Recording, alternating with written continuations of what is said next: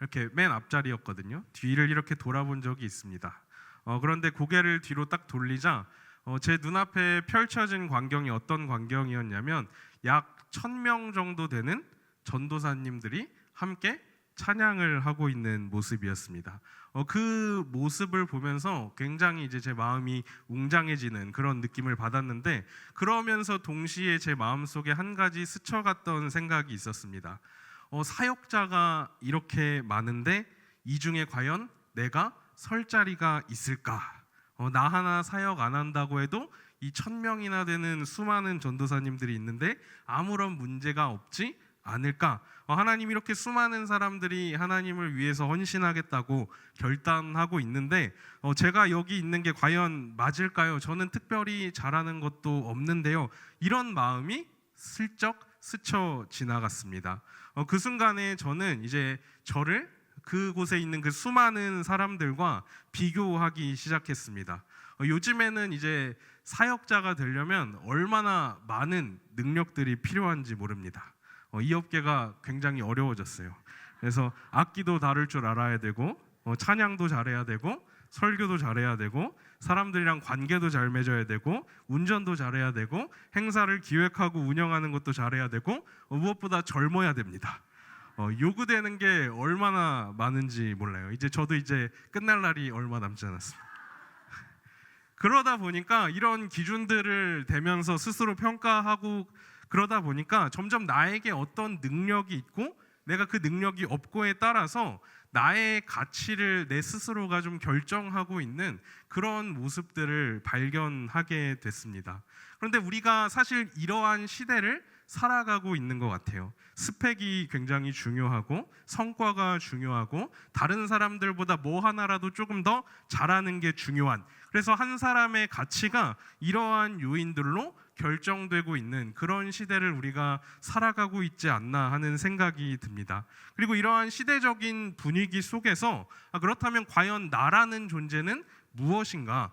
나는 정말 가치가 있는 존재인가 하는 그런 의문들이 사실 많은 사람들의 마음 가운데 자리하고 있습니다. 그렇다면 우리 성도님들은 이 질문에 대한 답을 가지고 계십니까?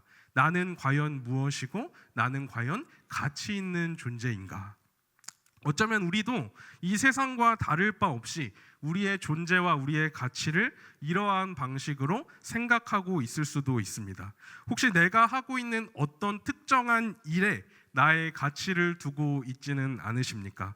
내가 그래도 교회에서 교사도 하고 목자도 하고 찬양대도 하고 기도도 하고 내가 여전히 뭔가를 하고 있으니까 나는 아직 가치 있는 존재야 라고 생각할 수도 있습니다.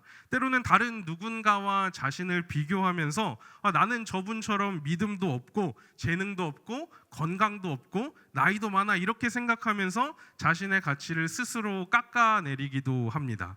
하나님께서 과연 나 같은 사람도 쓰실 수 있을까? 하나님도 나 같은 사람에게는 그냥 별 관심이 없으실 거야. 나는 그냥 교회만 왔다 갔다 하고 있을 뿐인 걸. 이런 생각들이 사실 우리 안에도 얼마든지 일어날 수 있다는 거죠.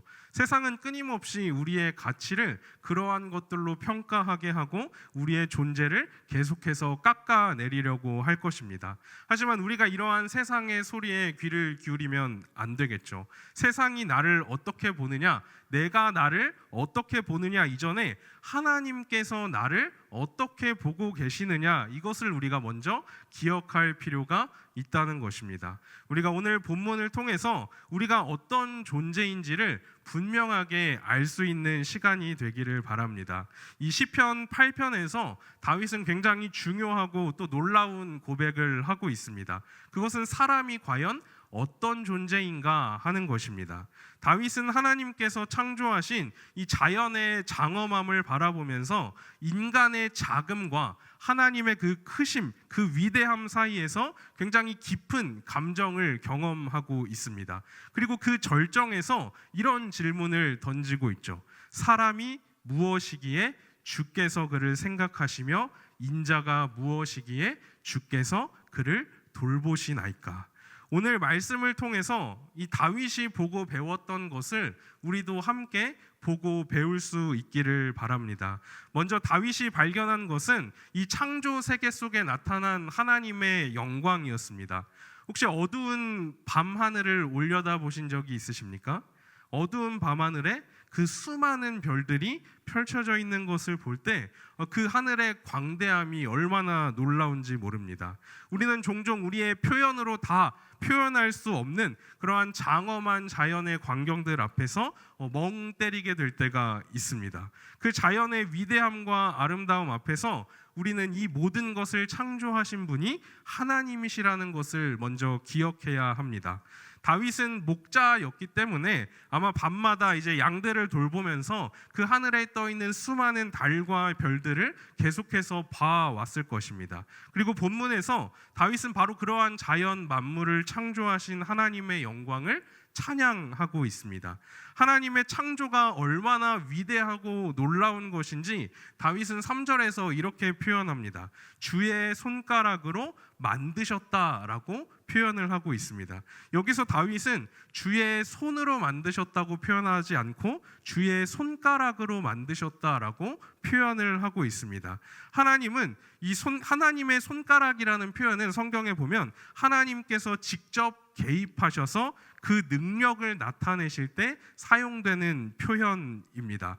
하나님께서 직접 이 온 세상 우주 만물을 창조하셨고 그 가운데 하나님의 권능을 나타내셨습니다. 그리고 마치 조각가가 손이 아니라 손가락으로 섬세하게 그 작품을 조각하듯이 하나님께서 이 세상을 아주 세밀하게 창조하셨습니다. 우리는 그래서 하나님께서 창조하신 이 창조의 세계 속에서 이 하나님의 위대한 영광을 발견할 수 있어야 합니다. 그런데 한편으로 우리가 이러한 창조의 장엄함 앞에 서게 될 때 나라는 존재, 인간이라는 존재가 얼마나 작고 연약한 존재인지를 깨닫게 됩니다. 우리가 얼마 전에 일어난 큰 산불로 인해서 수많은 사람들이 목숨을 잃고 피해를 입었습니다. 수많은 사람들이 정말 이 불을 끄기 위해서 정말 아낌없이 시간과 노력을 다 쏟아가면서 열심히 몸을 내던졌지만 사실 그 불길이 쉽게 잡히지 않은 것을 우리는 알고 있습니다. 그저 우리가 할 수 있는 거라고는 빨리 비가 좀 많이 내려서 이 불을 꺼지기를 이것을 바라는 것뿐이었죠. 또 최근에 미얀마에서 강력한 지진이 일어났을 때 사실 사람들은 그 재해 앞에서 할 수 있는 것이 없었습니다. 이렇게 우리가 자연 앞에 서게 될 때, 그 자연의 거대함 앞에 서게 될 때 인간이라는 존재가 얼마나 작고 연약한 존재인지를 깨닫게 됩니다. 우주에 대한 영상을 아무거나 한번 찾아서 봐보십시오. 그 무한해 보이는 우주 속에서 인간은 그저 먼지만도 못한 너무나 작디 작은 그런 초라한 존재에 불과합니다. 그래서 우리는 이 세상의 이 장엄함 앞에서 한편으로는 두려움을 가지게 되는 거죠. 다윗도 마찬가지였습니다. 다윗은 하나님께서 창조하신 이 세상이 얼마나 영광스러운지를 발견하게 됩니다. 그런데 그 영광을 발견하고 나니까 자신이 그 앞에서 얼마나 작고 미천한 존재인지를 깨닫게 되었습니다. 그리고 한 가지 의문을 갖게 되는 거죠. 이처럼 위대한 이 세상을 만드신 그 영광스러운 그 전능하신 하나님이 과연 나같이 작고 연약한 존재를 기억하실까? 이 고백이 4절의 고백입니다.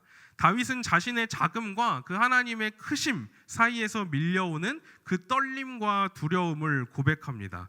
다윗은 하나님을 믿는 사람이었음에도 불구하고 자연 그 만물 앞에서 이러한 두려움을 경험합니다. 우리에게도 이와 동일한 두려움이 찾아올 수 있죠. 우리는 응답되지 않는 우리의 기도 속에서 또 우리가 겪고 있는 그 오랜 고난 속에서 하나님 정말 저를 기억하고 계십니까? 의문을 품기도 합니다. 또 날마다 죄 앞에 쓰러지는 그 연약한 자신의 모습을 보면서 하나님 제가 이렇게 작고 연약하고 부족하고 매일매일 넘어지고 있는데 정말 가능하겠습니까? 생각하기도 합니다. 나에게 할 수 있는 일들이 사라지고 이 세상적인 기준에서 성공하지 못하고 내 자녀 또한 내 마음대로 되지 않고 나의 기대와는 다르게 흘러가는 우리의 수많은 현실 속에서 우리는 다윗과 같은 이런 두려움에 빠질 수가 있는 거죠. 하나님 앞에서 과연 제가 의미 있는 존재입니까? 하는 그런 두려움입니다. 다윗은 이처럼 두려움을 겪었지만 거기에서 멈추지 않습니다. 그 안에서 위대한 진리를 발견하게 되는데 5절과 6절에서 그것을 고백하고 있습니다. 우리 시편 8편 5절 6절 한번 같이 읽어보겠습니다. 그를 하나님보다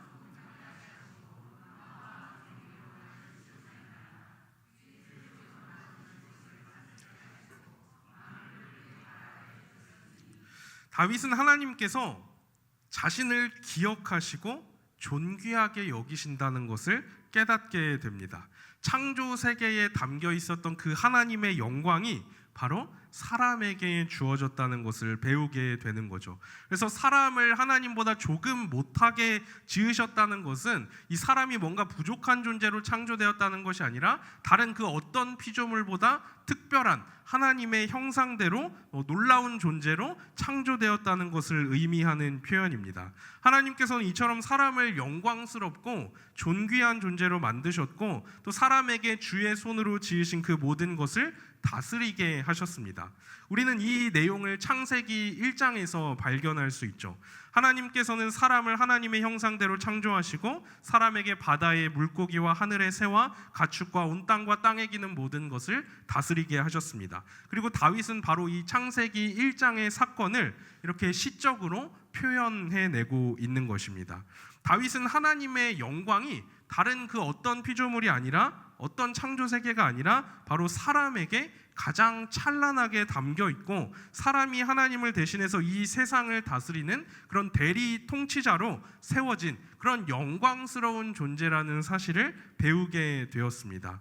우리 역시 오늘 이 말씀을 통해서 이와 동일한 진리를 배워야 합니다. 우리는 하나님의 형상으로 창조된 영광스럽고 존귀한 존재이고 또 하나님을 대신해서 이 세상을 다스리라는 놀라운 사명을 받은 존재라는 것입니다. 나의 상태나 나의 행위나 나의 업적이나 이 세상의 다른 사람의 평가에 의해서 내 존재와 가치가 결정되는 것이 아니라는 것을 오늘 말씀은 분명하게 우리에게 가르쳐주고 있는 것이죠. 너는 하나님의 형상대로 창조된 영광스럽고 존귀한 존재다. 하나님께서 너를 생각하시고 너를 돌보고 계신 그만큼 소중한 존재다 하는 것을 말씀해 주고 있는 것입니다. 우리는 비록 작고 연약한 존재이기는 하지만 동시에 하나님의 형상을 가진 너무나 존귀하고 영광스러운 존재입니다. 그리고 인간으로서 우리가 가지게 되는 이 존귀와 영광은 그 사람의 상태나 그 사람의 어떤 행위에 의해서 주어지는 것이 아니라 오직 하나님에 의해서만 주어지는 것입니다. 오늘 본문 2절 말씀을 보면 이 부분을 우리가 조금 더 분명하게 볼 수 있습니다. 시편 8편 2절 같이 읽어보겠습니다. 주의 대적으로 말미암아 원수들과 보복자들을 잠잠하게 하려 하심이니이다. 오늘 말씀을 쭉 읽어가다 보면 사실 2절에서 뭔가 흐름이 끊기는 것 같은 느낌을 받게 됩니다. 1절에서 다윗이 창조의 위대함에 대해서 고백을 하는데 그러면 2절을 건너뛰고 바로 3절로 넘어가서 하나님이 만드신 하늘과 달과 별들로 그 내용이 이어지는 게 훨씬 자연스럽습니다. 그런데 오늘 본문에 보면 1절에서 이 창조의 영광을 이야기한 다음에 갑자기 어린아이들과 젖먹이들에 대한 이야기가 등장을 합니다. 하나님께서 이들의 입을 통해서 권능을 세우셨고 원수들과 보복자들을 잠잠하게 하셨다고 말씀하고 있습니다. 여기에 아주 역설적인 진리가 담겨 있는데 하나님은 이 세상을 창조하심으로 그 영광을 나타내시지만 사실 그보다 더 위대한 진리는 가장 연약하고 보잘것없는 존재를 통해서 하나님의 권능을 드러내신다는 것입니다. 마치 이런 거죠. 온 세상이 하나님의 영광을 너무나 충만하게 드러내고 있지만 사실 하나님의 영광은 하나님의 그 능력은 그 어떤 것보다 아주 작은 그 작은 이의 입술을 통해서 나타나게 된다는 그런 놀라운 진리를 이야기해주고 있습니다. 하나님께서 이처럼 강함으로 일하시지 않으시고 약함을 통해서 일하신다는 것이죠. 우리는 사실 이 사실을 성경을 통해서 끊임없이 확인할 수 있습니다. 하나님께서 당신의 약속을 이루시기 위해서 선택한 사람들은 다 연약한 사람들이었습니다.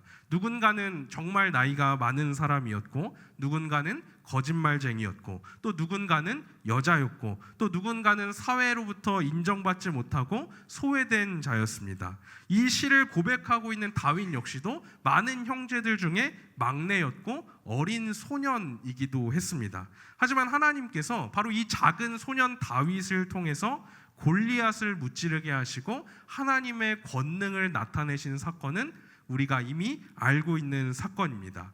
하나님께서 이처럼 약함을 통해 역사하신다는 이 역설적인 진리를 바울은 고린도전서에서 이렇게 표현하고 있죠. 고린도전서 1장 27절입니다. 그러나 하나님께서 세상에 미련한 것들을 세상에 약한 것들을 택하사 강한 것들을 부끄럽게 하시며, 자, 이렇게 말씀합니다. 또 오늘 본문이 등장하고 있는 이 위치를 좀 보면 이 하나님의 방식이 더 분명하게 드러납니다. 오늘 우리가 함께 읽은 말씀은 시편 8편 말씀인데, 이 시편 8편은 10편의 그 탄식시 가운데 정 가운데 위치하고 있습니다. 그러니까 앞에 시편 3편부터 7편까지 이 5편을 보면 대적들 사이에 놓인 그런 자들의 탄식과 하나님을 향한 부르짖음으로 채워져 있습니다. 탄식시죠.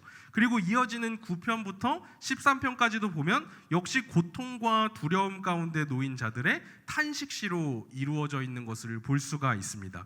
그리고 그 탄식시의 한 가운데에 오늘 이 시편 8편이 위치하고 있는 거죠. 이러한 구조 자체가 주는 메시지가 있습니다. 하나님께서 그 고난 가운데에서도 하나님의 사람을 돌보시고, 비록 그들이 연약한 가운데 있다고 할지라도 하나님께서 세우시는 그 사람을 통해서 하나님께서는 그 권능을 드러내실 것이라는 사실입니다. 오늘 본문의 2절 말씀을 하나님께서 성취하시겠다는 거죠. 사실 우리가 지금 처해 있는 우리의 현실을 볼 때 우리가 얼마나 연약하고 부족합니까? 우리에겐 너무나 결핍된 것들이 많이 있습니다. 나는 능력이 없어. 나는 너무 부족해. 나는 돈이 없어. 건강이 없어. 나는 나이가 많아. 나는 실패했어. 나는 인생에 정말 이룬 것이 하나도 없어. 어쩌면 우리가 이런 생각에 사로잡혀서 자신의 존재와 가치를 의미 없는 것으로 여기면서 그저 하루하루 살아가고 있을지도 모릅니다. 하지만 우리가 오늘 이 말씀을 통해서 분명하게 기억할 수 있기를 바랍니다. 하나님은 우리를 생각하시고 우리를 돌보십니다. 우리에게 영광과 존귀로 관을 씌워주셨고, 특별히 만물을 다스리라는 하나님의 놀라운 사명을 맡겨주셨습니다. 우리의 연약함이 우리에게는 문제가 될 수 있겠죠. 하지만 하나님께는 아무런 문제가 되지 않습니다. 오히려 하나님께서는 우리의 그 약함을 통해서 일하시고, 우리의 그 약함을 통해서 하나님의 권능을 드러내신다고 분명하게 말씀해주고 있는 것이죠. 무엇보다 우리 예수님을 한번 생각해 보십시오. 예수님은 연약한 아기, 젖먹이로 이 땅 가운데 오셨습니다. 예수님은 가장 약한 자의 모습으로 이 땅에 오셔서 또 가장 낮은 자리까지 내려가셨지만, 하나님께서는 이 예수님을 통해서 하나님의 가장 놀라운 권능을 나타내십니다. 예수님께서 십자가에 죽으시기 위해서 예루살렘에 입성하실 때 많은 사람들이 호산나 다윗의 자손이여 외치며 예수님을 환영했습니다. 그런데 성경을 보면 이처럼 예수님을 환영하고 예수님을 찬양했던 사람들은 어떤 사람들이었냐면 다른 사람들이 아니라 약자들이었습니다. 맹인과 저는 자들과 어린 아이들은 예수님의 오심을 소리 높여 찬양하고 환영했지만, 대제사장들과 서기관들은 그것을 보고 분노하며 예수님을 대적하는 모습을 보여줍니다. 그때 예수님께서 인용하신 성경 구절이 바로 오늘 시편 8편 2절의 말씀을 이야기하시면서 어린 아기와 젖먹이들의 입에서 나오는 찬미를 온전하게 하셨다라고 선포하십니다. 이처럼 하나님께서는 약한 자들을 통해서 하나님의 권능을 나타내시고 악을 대처해 가십니다. 약함을 통해서 악을 대적하신다는 거예요.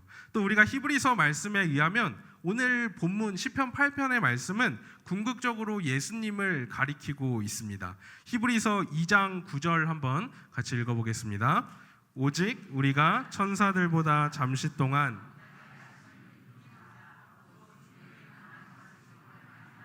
영광과 존귀로 관을 쓰신 예수를 보니 이를 행하심은 하나님의 은혜로 말미암아 모든 사람을 위하여 죽음을 맛보려 하심이라. 아멘. 예수님은 천사들보다 잠시 낮아지셨고 죽음의 고난을 받으셨습니다. 예수님은 연약함을 입으셨습니다. 그렇다면 예수님께서 왜 이러한 연약함을 입으셨고 왜 낮아지셨을까요? 그것은 우리를 위해서였습니다.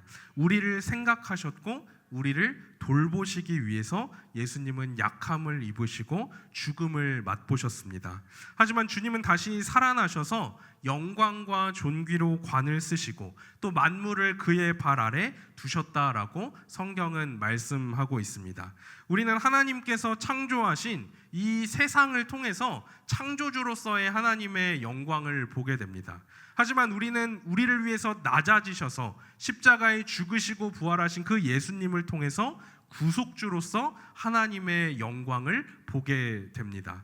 하나님께서는 사람을 피조물 가운데 가장 특별한 존재로 창조하셨고 또 이 세상을 통치할 권세를 맡기셨습니다. 하지만 우리가 알고 있듯이 사람은 이 일에 실패하죠.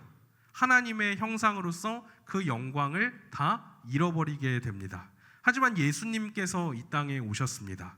우리가 잃어버린 그 하나님의 형상을 회복하시고 다시 우리를 그리스도 안에서 존귀한 자로 세우시기 위해서 낮아지시고 우리를 대신해 십자가에서 죽으셨습니다. 그리고 부활하셔서 그분 안에 있는 자들을 진정한 하나님의 형상으로 회복시켜 주셨습니다. 그래서 누구든지 그리스도 안에 있는 사람은 장차 예수님과 함께 온 세상을 다스릴 수 있는 놀라운 권세를 얻게 됩니다. 이것이 성경이 우리에게 해주고 있는 놀라운 약속이죠. 우리가 이 말씀을 통해서 다윗이 배웠던 그 진리를 함께 배울 수 있기를 바랍니다. 이 끝없는 우주, 너무나 넓디 넓은 온 세상 가운데에서도 하나님은 우리를 생각하고 계십니다.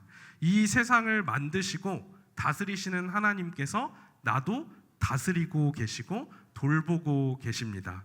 그리고 하나님께서는 자신의 아들을 내어주실 정도로 우리를 존귀한 자로 여겨주십니다. 세상은 우리의 존재를 성과로 판단합니다. 실패하면, 능력이 없어지면, 나이가 들면 가치 없는 존재로 여기죠. 하지만 하늘을 손가락으로 지으신 그 창조주 하나님께서는 우리 한 사람 한 사람을 기억하시고 찾아오시고 우리를 소중히 여기신다고 말씀해주고 계십니다. 그리고 연약한 우리를 통해서 이 세상에 하나님 나라를 이루어가기 원하신다고 말씀해 주십니다. 우리는 비록 작고 연약한 존재이기는 하지만 결코 하찮은 존재가 아닙니다. 하나님의 그 무한한 사랑이 우리에게 임했고 그것이 이 세상 가운데 드러났고 이미 그 놀라운 사랑과 인도와 관심을 받고 있는 존재라는 그 사실을 우리가 기억할 수 있기를 바랍니다. 하나님께서 이처럼 우리를 향해 베풀어 주신 이 놀라운 은혜를 우리가 정말 기억하고 안다면 우리도 오늘 말씀에서와 같이 다윗과 같이 이렇게 고백하게 되겠죠. 여호와 우리 주여, 주의 이름이 온 땅에 어찌 그리 아름다운지요.